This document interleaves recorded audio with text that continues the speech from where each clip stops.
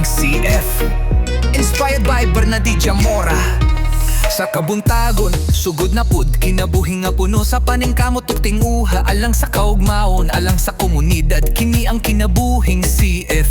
Buntag pagani, hikay na mo sayong biyahe, bitbit ang bugat nga bag, sulod ni Damgo ug paglaom dokumento, materyales uban sa kakapoy nga ginadala. Lubak nga dalan atong antuson, balod sa kadagatan atong kayanon, bisan magsakit na ang kamot ug dil, pamaol sa lawas dili ta mundang. Kay kasing-kasing kusgan, dili papildi sa hagit sa kinabuhi. Padayon ta, dili magluya-luya, dasig laban higala ko. Sa pakigbisog kita maghiusa, para sa ugmang nga mas hayag pa.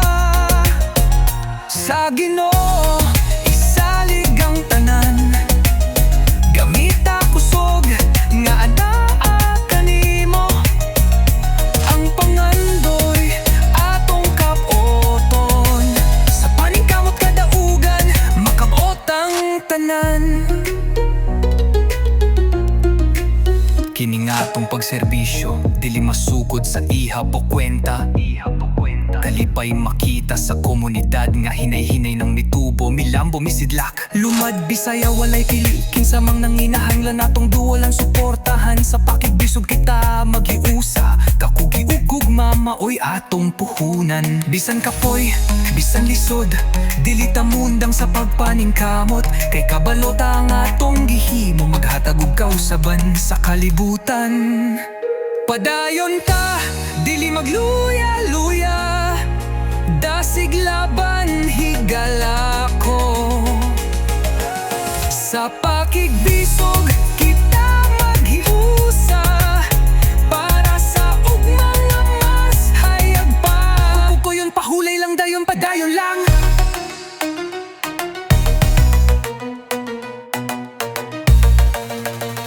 Padayon ta, dili magluya-luya, dasig laban higala ko.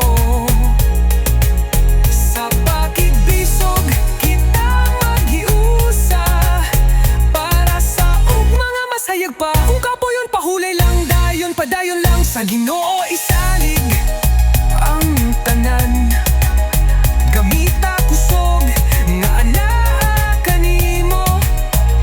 Ang pangandoy atong kapoton, sa paningkamot kadaugan makabot ang tanan.